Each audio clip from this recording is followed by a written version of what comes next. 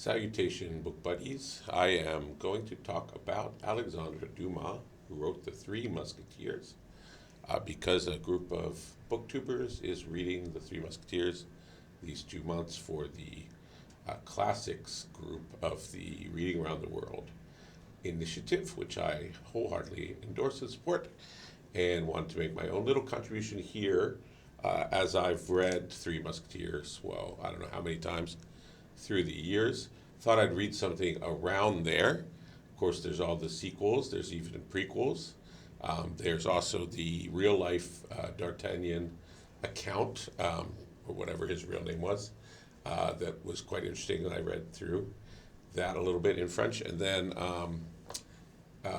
all of the fascinating stuff around Dumas' co-writer, and who sued him, and whose role in Three Musketeers and I think all the four books is hotly debated. Personally, I think he had a very big role, and Dumas treated him rather shabbily. All this would have been fascinating stories to share with you all, had it not been that I really wanted to talk about Dumas' role as a mixed race author. His mother, I believe, is French, Haitian Creole. And I found that he has written one work on the theme. It's called Georges, and the hero is Georges is a mulatto, is a mixed race Mauritian from the Isles of Mauritius, this time not Haiti, and a slave revolt that happened in Mauritius. So I thought what I would do is actually, since this chapter sort of really lays out all the conflicts, it gives you a taste of his writing, and I just thought I would go ahead and translate the chapter 18, called Liza, of this work, Georges. Give a little context here. So this work, Georges, comes out in 1846, I want to say, somewhere around there. So just after the Revolution of 1830, which is not the French Revolution of 1789, after the Revolution of 1830, the Bourgeois Revolution, and before the Poets' Republic Revolution of 1848.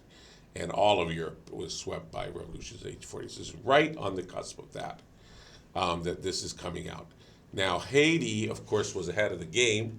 They had their rebellion with Toussaint Louverture in like 1804, I want to say, and Mauritius's biggest slave revolt, led by the Eponymous Mauritius, was in 1806, or a couple years thereafter. So here we go. Georges, retiring from the apartment that he had furnished for himself in the house of his father at Mocha, was thinking about the position in which he had placed himself when there was announced to him a black who was asking for him.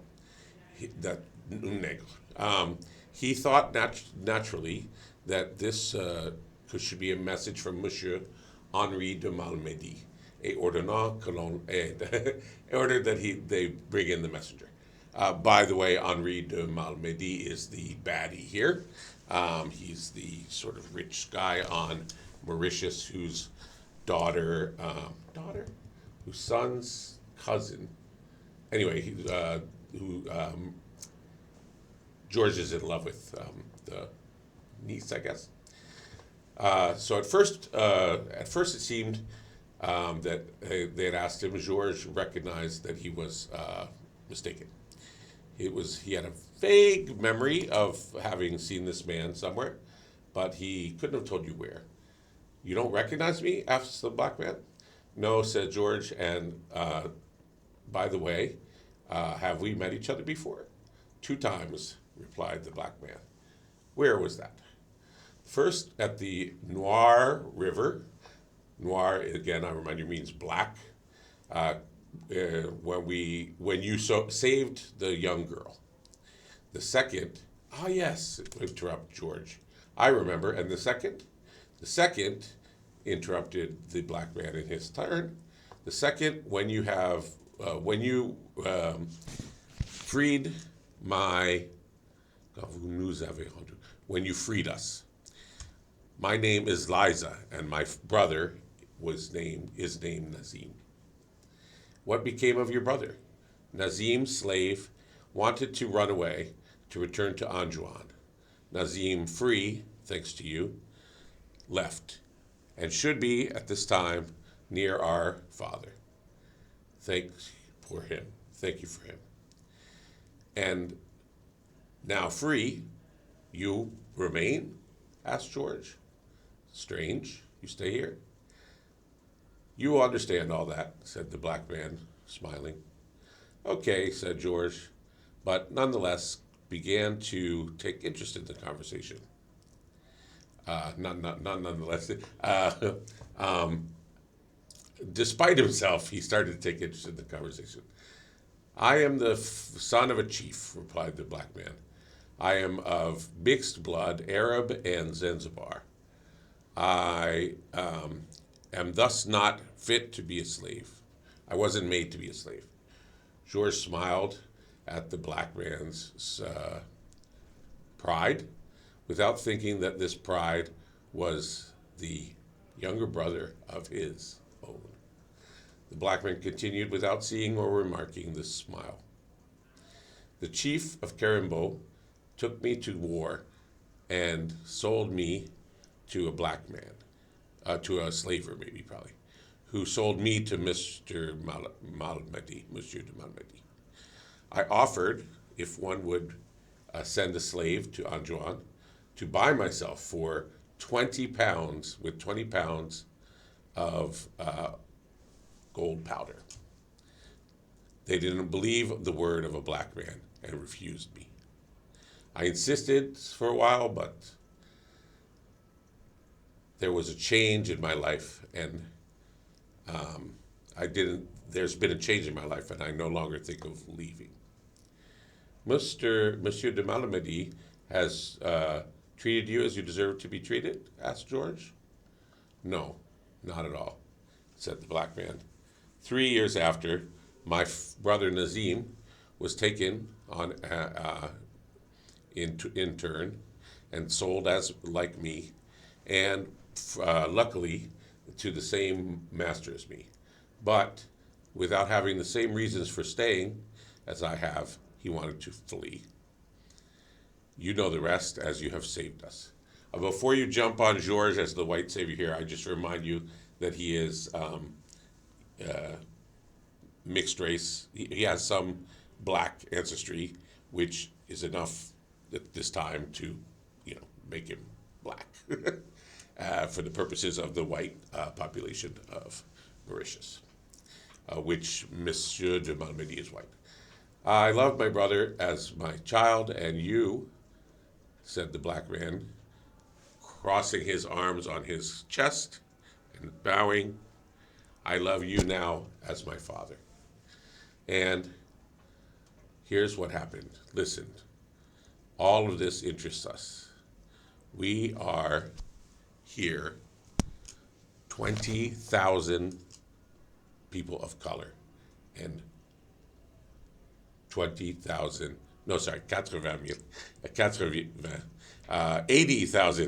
men of color and 20,000 whites. I already counted them, said George, smiling. I thought so, said Liza. Of those 80 million, 20 million at least are in a state to carry arms. While with the whites, given the 800 British soldiers in the garrison, could at most put together 4,000 men. I also know it, said George. And then, can you guess? Asked Liza. I wait for you to explain. We already decided to get rid of the whites. We have, God thanks, suffered enough to have the right of vengeance. And, says George, And we are ready, replied Liza. What's stopping you then, and why don't you get vengeance? We lack a chief. We need a chief, a leader. We have proposed two, but neither one nor the other is convenient or appropriate for such an enterprise. And who are they? One is Antonio de Mallet. Georges let a little smile play on his lips. And Georges doesn't think that much of Antonio de Mallet. He sets up very often these sort of contrasts. Georges with his brother Jacques, who we'll meet in a moment. Liza with this guy, Antonio de Mallet. Liza's like the proud black man, and Mallet is like the tricky black guy. He loves to sort of set up these contrasts. And the other, he asked? The other is me, said Liza. Georges looked him in the face and that showed to the whites an example of modesty, to recognize that he was not worthy of the rank to which he had been called. Sorry, I think that's a bad translation. And the other is you, said the young man. Yes, said the black man. But we don't need two chief leaders for this enterprise, for this undertaking. We need one. Ah, said Georges. And he seemed to understand that Liza had ambitions to be the supreme commander. So we need one, supreme, absolute, and whose superiority cannot be gainsaid. Where can you find such a man, said Georges. He is found, said Liza, looking straight towards the young mulatto. But will he accept? He risks his head, says Georges. And we risk nothing, said Liza.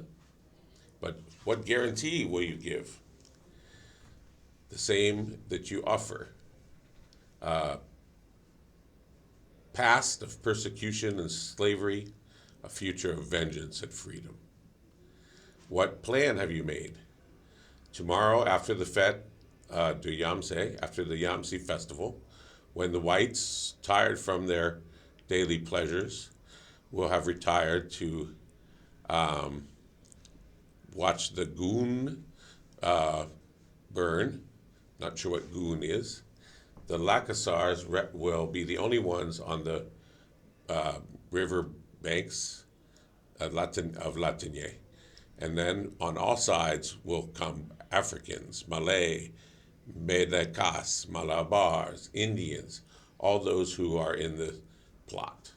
And then we'll elect a chief, and the chief will guide us. And so, in a word, and that chief will be you. And who asked you to make me this offer, said Georges. Liza smiled dédaigneusement. Nobody said, he said. So the idea came from you? Yes. And who inspired it? You yourself. How? Me. You cannot have arrived at what you cannot arrive at what you desire except through us.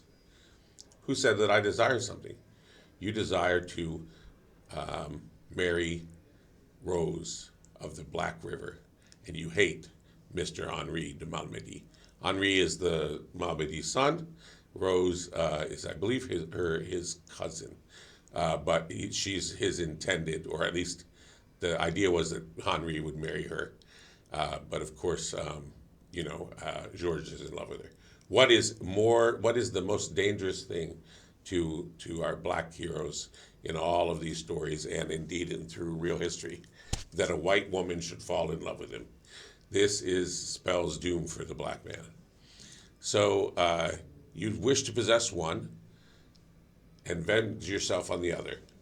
We can offer you the way. We will not allow you, they will not allow you to take her as a wife, and they will not allow you to become their adversary. Who told you I love Sarah? I've seen it. You're wrong. Leza sadly nodded his head. The eyes of the head can be mistaken sometimes, but those of the heart never.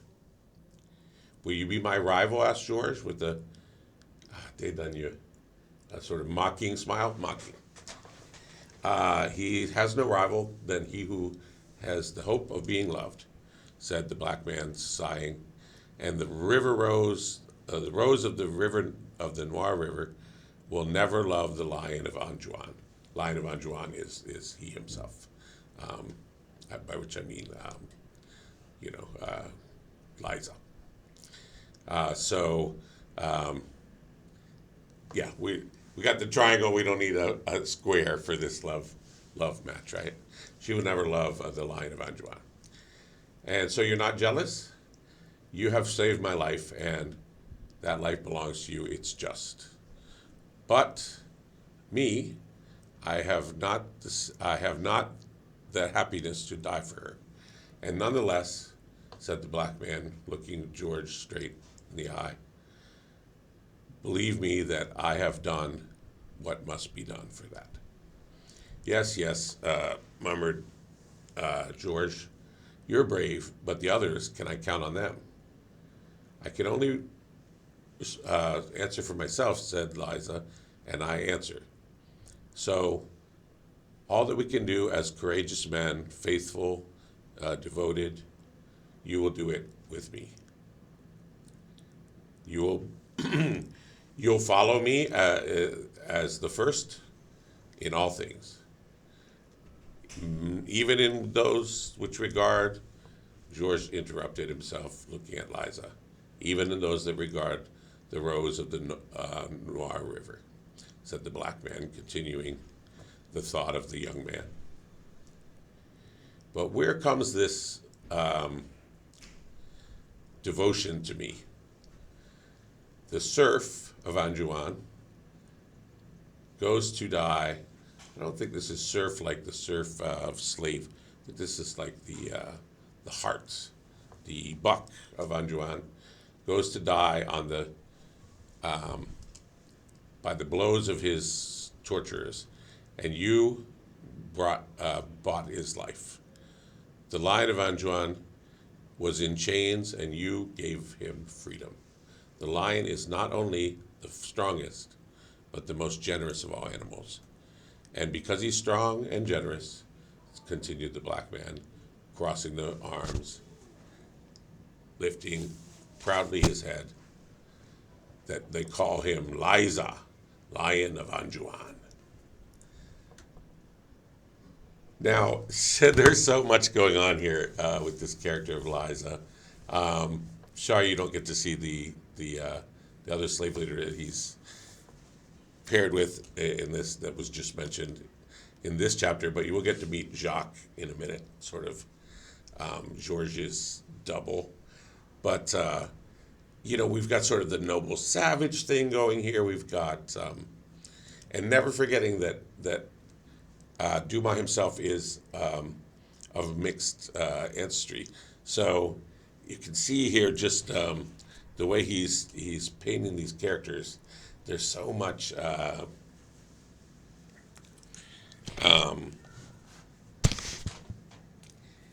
don't want to say angst. What would be the better word? There's so much identity crisis going on here, I think. So that's great, said George, giving his hand to the black man. I need a day to decide. And what will bring your acceptance or refusal? What's like holding up your acceptance or refusal? George says, I insulted today, publicly, seriously, deadly, Mr. Malmedy.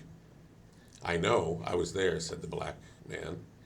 But Mr. Malmedy fights with me. If he fights with me, I have nothing to say. And if he refuses to fight, says Liza, smiling, then I'm for you.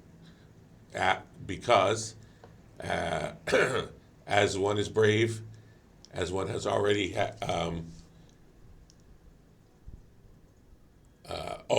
because I know he's brave, but he has already had two duels with white men, in one of which he killed his adversary. He would have added a third insult to the two others that he's already done me, and then the matter will be closed. So you are our chief, said Liza.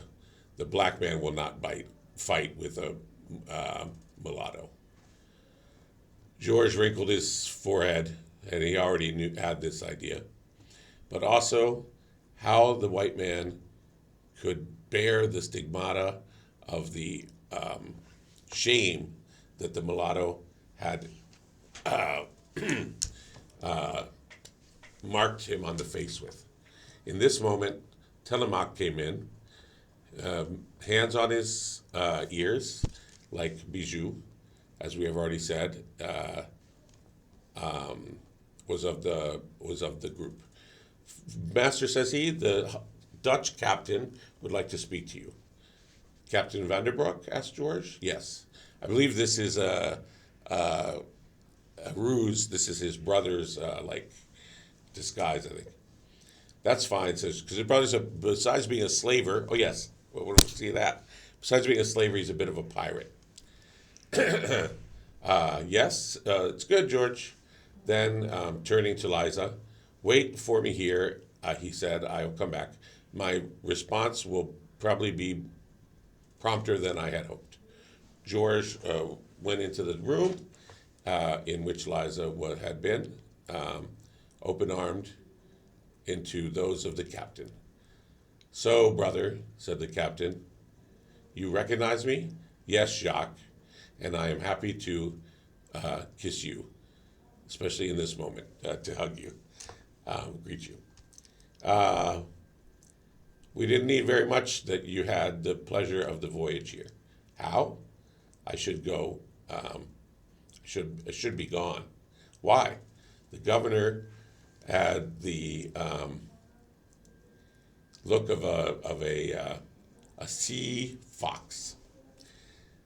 Sea wolf or tiger, Jacques. The governor is the famous Commodore William Murray, the ancient captain of the Leicester. The Leicester, I should have known. So we should have counted to rule together, and I know all. What happened? It happened that the governor, after business, came graciously up to me and told me, Captain Vanderbroek, you have a very good neck, a very beautiful neck, or collar. Until then, he had said to me nothing, but he added, and tomorrow we will have the honor of your visit. He's guessing something. He suspects something. Yes, and me, as a ninny, I didn't suspect anything. I played the fool and invited him aboard to breakfast, and he accepted. And so, coming all organized for the morning breakfast, I realized that the Découverte Mountain, there were signals from the sea. And I started to understand that the signals could be in my honor. So I went up the mountain, and my lorgnette in hand, inspected the horizon. In 5 minutes, I was fixed. There are 12, invented. There are like 20 miles of battlements responding to my signal. It's the Leicester. Yes, exactly. They want to block me in. But you know, Jacques, I wasn't born yesterday. The winds from the southeast, and the sort that the battlements cannot get into Port Louis except on low tide, I guess, probably. So from this, we need a dozen hours, at least, to be in the Tonalier Islands. During this time, I run and came to get you to come run with me. Me? What reason would I have to leave? Oh, yes, that's right. Though they haven't told you yet. So, this devil of an idea that you had of cutting the face of that handsome young man with a coup de cravache, like a whip, that's not polite. That, yes, man, but you know how it is. As it is, I'll bet 1,000 louis against you. Apropos, Antrim is a brave horse, and you would have the compliments of my on my part. And so, you don't remember the Henri de Malmedy 14 years ago, the day of combat? After Georges lifted his hair and showed his brother the scar on his forehead. Oh, yes, that's right, said Jacques. Mille tonnerre. That's from Tintin. The captain's always with the great mille tonnerre. You have a spirit, a temper. I'd forgotten all that story, but nonetheless, as long as you have remind me, this have the goodness on my part to give him a coup de poing, a knuckle sandwich that will compensate his sword slash that gave him the scar. Yes, and I'd forgotten the insult, or that I was ready to forgive him when he made me a second. What? This was because way back in the day when they were little, they were all on the island and played together and stuff like that.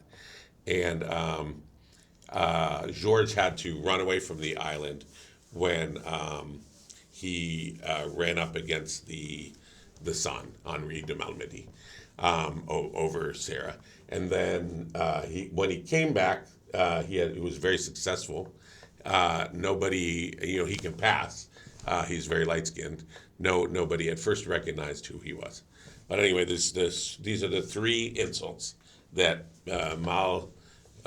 Malmedy, I love that name. Mal means bad, right? Malmedy gave him. So the second insult, he refused me the hand of his cousin. Oh, you're adorable, you. My word of honor. Here's a father and a son who bring up Kaiomu. I'm not going to try to translate it.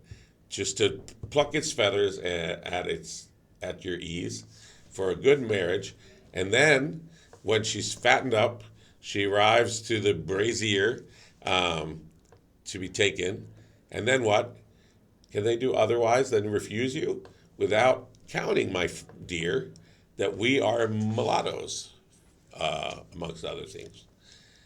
Yes, this refusal, I took it as insult.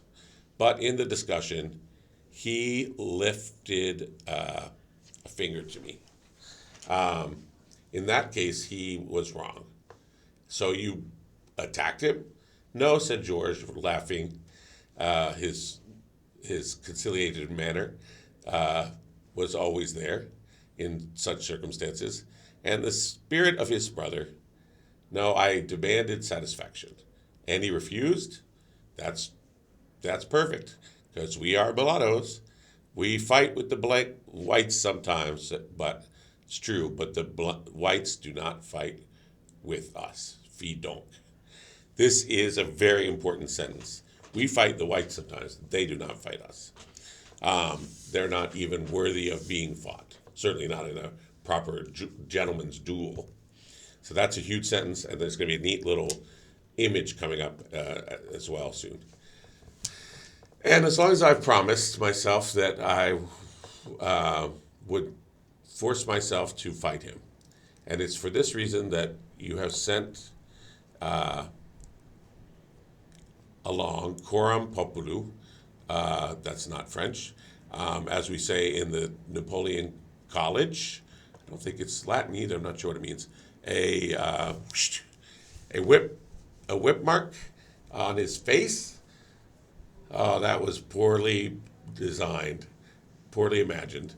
And the way my faith, you managed to succeed.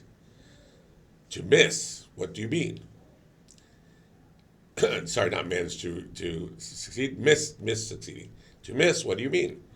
I mean that effectively, the first idea Mr. de Malady had to fight you, but no one wanted to be his second. And his friends all declared to him that such a duel was impossible. So he'll keep that whip mark that I gave him. He's free. Yes, but there's got something for you as well. What do they have for me? Said George, wrinkling his forehead. As, despite all that one can say, the stubborn man wanted to fight you. They had to reconcile him from the duel, promise him something else. And what did they promise him?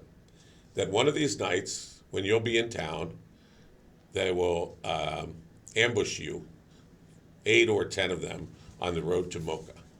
And they will surprise you in the time when you least expect and jump on your neck and put you on the whipping post and give you 25 marks. The miserables. But that's a punishment for blacks. So, wow. So you see here, although for them he is a black worthy to be whipped, for Georges, in his conception of himself, he's shocked that such a black punishment should be reserved for him. And so we are we not? We other mulattoes, black whites, but otherwise. Frank Jacques is kind of like the Jacques from Shakespeare. You know, he's the philosopher. He gets it. They promised him that, said George, formally. Are you sure? Yes, I was there, and they took me for that brave Dutchman of pure blood. They didn't even doubt me. So you see, Jacques can pass as well. Well then, said Georges, my decision is made. You leave with me, I remain. Listen, said Jacques, putting his hand on George's shoulder. Believe me, brother. Believe the the suggestion of an old philosopher. Don't stay here. Follow me. Impossible. I'll give the impression of having fled. And also, I love Sarah. You love Sarah. What does this mean? I love Sarah. It means that I must possess that woman or die. Listen, George. Me, I don't understand all these subtleties. It's true that I have never been in love with my passengers, who are the same as many others, believe me. And he might be talking here of his unwilling passengers, as he is a slaver. Believe me, and when you will have judged 4 white women for 1 woman from the Comores, which is islands, for example, I have 6 in this minute. I could give you your choice. Thanks, Jacques. I tell you again, I cannot leave Ile-de-France.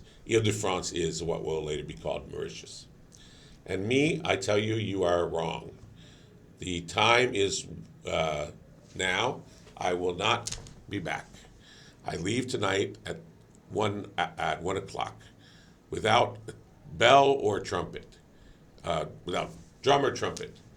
Come with me, and tomorrow we will be 25 leagues from here, and we'll laugh about these whites from Mauritius, without counting that if they catch us, we at least could administer from four of my sailors, the gratification reserved for them. Thank you, brother, says George. It's impossible. Okay, it's good, says, you're not a man, and man says it's impossible. It's effectively impossible. I will leave so without you. Yes, leave, but not too far. You'll see something that you did not expect. And what will I see? An eclipse of the moon? This is a beautiful image. This is why I wanted to read this passage to you. The eclipse of the moon, this white moon being covered over by a black shadow of the slave rebellion of Mauritius. Alas, it did not succeed in the Mauritius. It did briefly succeed in Haiti, and of course was the precursor of the American and French revolutions. So we owe them a lot. You will see lighted, you will see ignited in the Decorn Pass on the mountain of Brabant and the port from Port Louis to Marburg, a volcano that will be worth those of the Bourbon Isles. As good as those of the Bourbon Isles. Oh, that's another thing. So you have pyrotechnic ideas. Oh, that's great. Let's see. Tell me a little bit about this. I have, in 8 days, these whites who threaten and disdain me, these whites who want to whip me like a marron, black marron. These whites will be at my feet. That is all. A little revolt. I see, says Jacques. It's possible. See, if there was in this isle only 2,000 men as my 150 Lacassars, his sailors. I say Lascar out of habit, but God knows there is not one of them that that belongs to that miserable race. They are all good Bretons, brave Americans, true Dutchmen, pure Spaniards, and some from other four nations. But you, what will you have to stain your revolt? 10,000 slaves that will be ready to obey, and I will command them on in my turn. Blacks? What? Says Jacques, moving forward. Excuse me, his lower lip extruding. Listen, George, I know them well. I sell them. It supports well the heat. Forgive me, but these are, I'm translating this correctly. These are referring to the slaves. It can sustain the heat. It lives on a banana. It's hard at work. It has qualities even. I don't want to gainsay my merchandise, but it makes bad soldiers. Do you see? Look, just today and the course of business, the governor asked me my advice about the blacks. How is that? Yes, he asked me, Captain Vanderbroek, you who have traveled and seemed an excellent observer, you who were governor of the Isle and which has seen a black revolt. Slave revolt? Is that black revolt? What would you do? And what did you reply? I said, my lord, I would put out in the streets through which they must pass 100 barrels of arak, which is moonshine, and liquor. And I would go to sleep, my key in my door. Georges bit his lips to the bleeding. And so for the third time, I repeat to you, brother, come with me. What do you have better to do? And me, for the third time, brother, I respond, impossible. So everything is said. Embrace me, Georges. Adieu, Jacques. Adieu, frère. But believe me, don't trust in the blacks. So you leave? Yes. Pardieu? Yes. By God, yes. Oh, I am not proud me, and I know how to run in occasion on the high sea, as long as the Leicester would like. When it comes to offer me uh, a game of cards, something dominoes, I don't know, it'll see that I go off. But to port in the fire of the Fort Blanc and of the Redoute La Bourdonnais, thank you. One last time. You refuse, I refuse. Adieu, adieu. The two young men embrace it last time. Jacques enters where his father is, who, ignoring everything that has arrived, sleeps tranquilly. As for Georges, he goes into the chamber where is waiting Liza. And so said the black man, and so said Georges. Tell the revolutionaries they have a chef, a leader. The black man crosses his arms on his chest, and without asking another thing, bows profoundly, deeply, and leaves. So what's going to happen? Will there be a revolt? Will Jacques leave his brother to his fate? Will Georges get the girl? Will he get the fight that he wants with the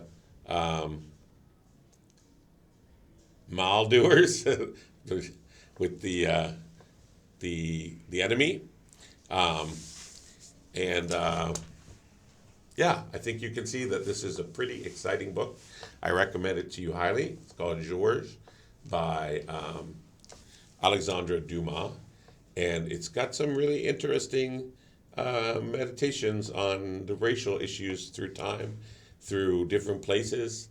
At this time, slavery had been abolished in Mauritius, but not by the French. I remember once being in St. Lucius, St. Lucius, yeah, and that island was really interesting because they had been freed. You know, they were British, they were French, they were British, they were French. So at some point they had been freed by the one country. Then they were taken over again by the other country. So they had been free, and then they were unfree again. Oh, crazy! And can you imagine? My God. So yeah, this is a good swashbuckling tale, without a doubt. But there are some interesting themes here. I will say that when it comes to the history, which you will see dealt with a bit more in detail with the Three Musketeers through Count of Monte Cristo, Man in the Iron Mask, historical fictions. That is where you really see the contribution of his silent partner, of his co-writer, who was more the historian. But that's a whole other debate. So I'll leave you now with the recommendation that if you enjoyed Three Musketeers, give Georges a try. And thank you. Merci.